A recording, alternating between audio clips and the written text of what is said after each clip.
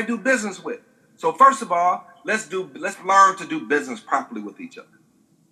And we have a whole system, a social, economic, political system that's a living, breathing entity. That's why taking one class here and one class there is not going to do it, because they're not going to teach you what you need to do in order to create and preserve wealth. They'll teach you how to get a job for somebody, how to be a servant for somebody else. I'm teaching you how to be, to be your own master. Not get a master's degree so you can be a master slave for somebody else. Take that knowledge, and shape it so you can be your own leader. Quit waiting for somebody to come and save us. That's our biggest problem, that we're waiting for somebody to come to save us. You have to save yourself first. And then we have to come together and see the face of God in one another. All right. Get off my horse here. All right.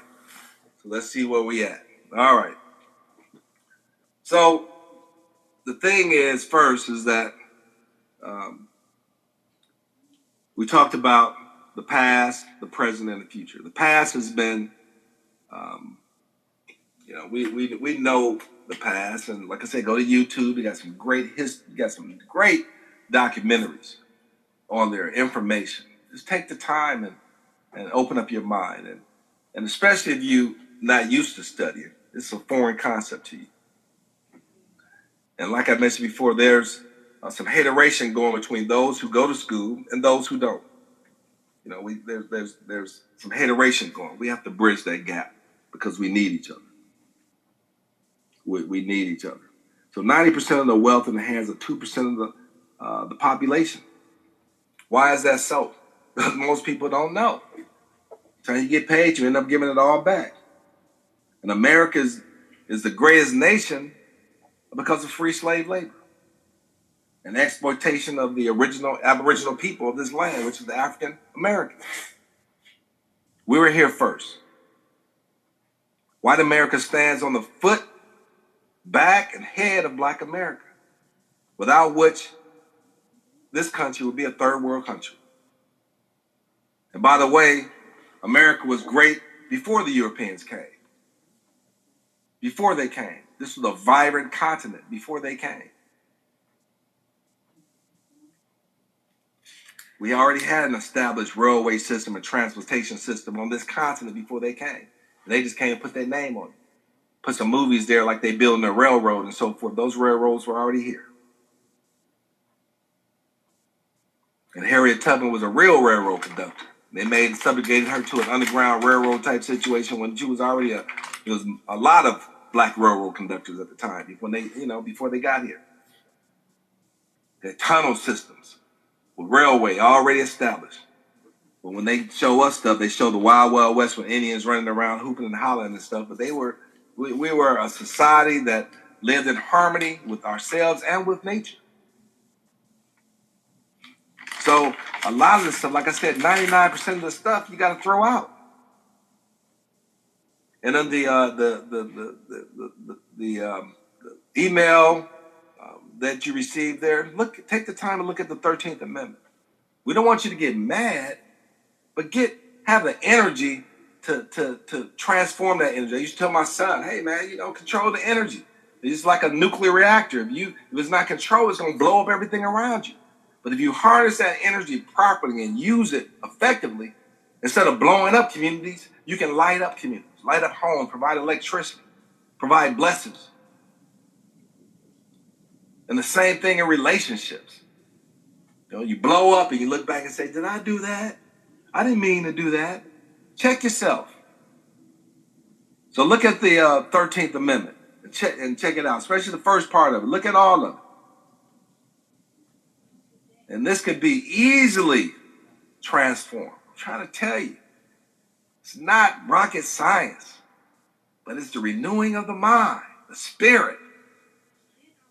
And this material with the Temple of Inner Peace and Prosperity, I have lectures there. I have some sermons, and on the YouTube, I have, 60 videos right now that till the soul of the mind.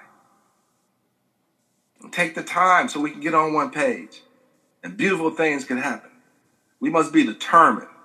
We must be relentless. We must respect ourselves and come together.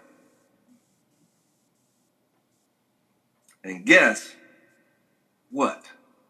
They will pay us reparations because we're going to change our state of mind. We have to be prepared for this.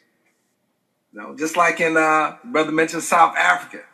They said, listen, before we let these black folks, these niggas go, we'll blow it up first.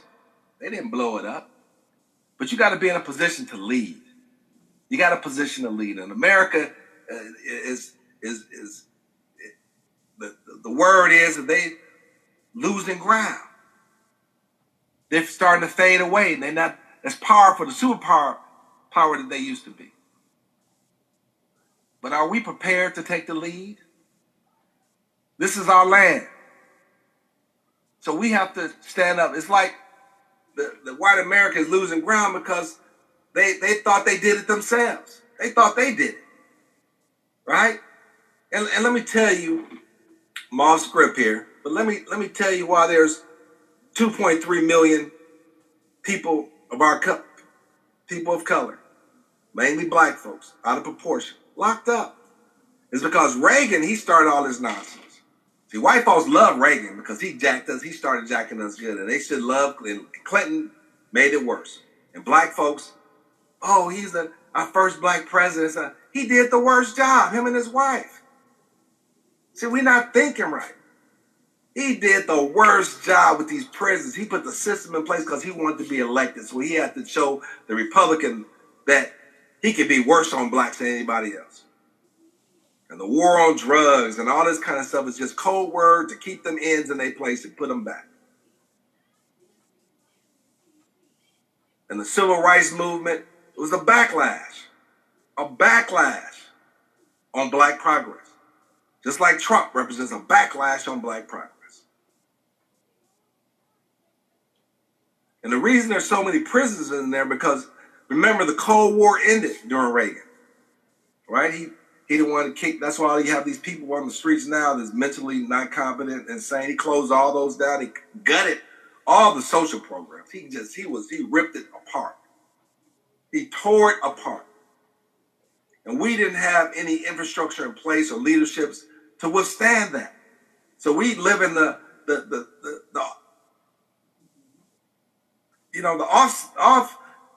offspring or offset of that we're living that right now. But when the Cold War ended, the aerospace industry collapsed as it was, right? So most of the employment for white America was in the aerospace war industry. But when that industry ended, they came up with another way to create jobs and opportunity. And they created a prison industrial complex system. And most of the labor, you talk about foreign labor competing with foreign labor. No. Labor is in the prison system. Free labor is in the prison system. So slavery is alive and well. We have a sister that's running for president right now from California. We're talking about when the judge said you got to reduce the population in the prison. Say, no, we can't do that because it'll affect the labor force. Oh my God. That's our problem. We have leaders, black leaders,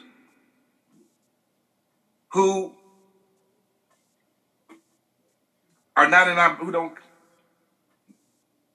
look out in our best interests. Well, I want to be representing all the people. No, we don't need that. We need you to represent us. That's why we need to have our own political party. And you have some brothers say, well, why should I vote? I'm not going to vote. It's a waste of vote. Then you have other black folks that bash them on the head for not voting. But say, wait a minute. We have to be open-minded. Why aren't these brothers voting? Why don't they want to vote? They know the struggles that our ancestors went through to vote. They know that.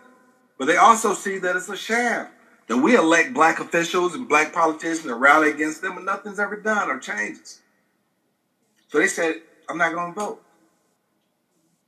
But yet we bash them when we shouldn't. We should analyze the situation. Well, why is it that they don't vote? They don't want to vote. Because we're not getting nothing for it. The time has come where we need to not throw our votes away. I heard a politician, a Southern politician, say, well, if I knew that I couldn't get their vote unless I did something for them, then I would have to do something for them. We're giving away our votes. We don't have a list of demands that we require from them. That's foolish. That's like paying rent and you're not even living in the building. You just living in a tent next to it, but you're paying rent there and somebody else living in the building. Like really what we doing now in this country, because we're not organized and we don't get it. Liking each other and initially ain't got nothing to do with it. It's about changing our condition. We'll learn to love each other once we start seeing our bank balances increasing. You start seeing the face of God in your brother and sister. But right now, just as a matter of reason, put your name there, put your email there, and just get involved. All I'm asking for is for you to invest in yourself. 10% of your time, talents, and treasure should be invested in your personal growth and development. Not in somebody who's pimping you and ain't giving you nothing in return. That doesn't make sense. Doesn't make sense. So I'm gonna try to. I'm keeping it light. You know what I'm saying? I'm keeping it light. I'm keeping it light. So no matter your prayers, wishes, and desires, only you can change yourself.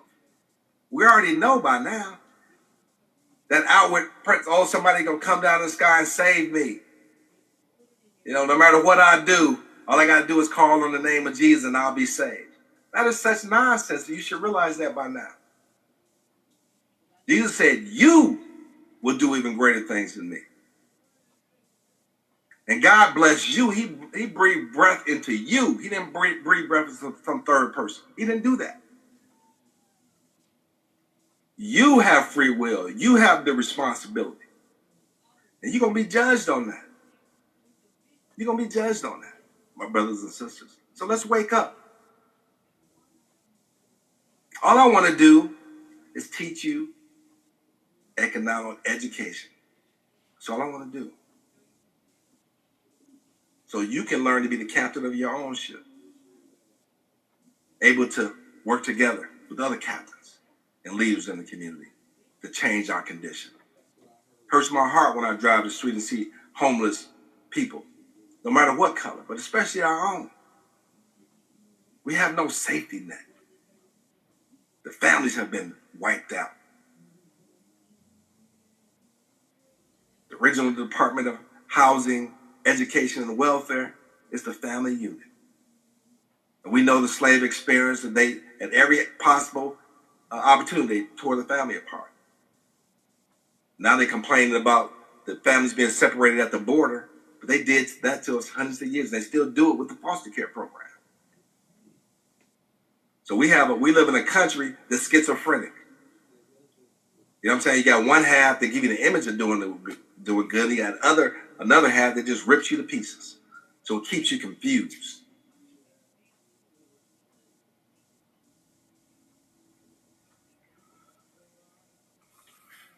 A primal mind is a chaotic mind. And that's what they try to do with the school system. Keep our children at a primal mind, because primal-minded children become primal-minded adults. Can't think, you can't reason with one another.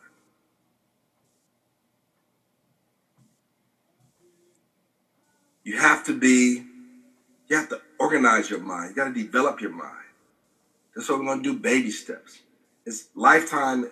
Learning is a lifetime process. This program, and then go through the 12-week program that I was telling you about. You finish that, then that's when the 12-month program begins. It's an 18-month program altogether. Just a crash course of all the years of knowledge and experience. I'm trying to give it a crash course. Then we put some other flavor around it. We talk about history. We talk about religion. We develop a critical thinking process and look at reality. We're looking at mysticism and hocus pocus. Let's look at reality. Let's get ourselves in order. Let's get our houses in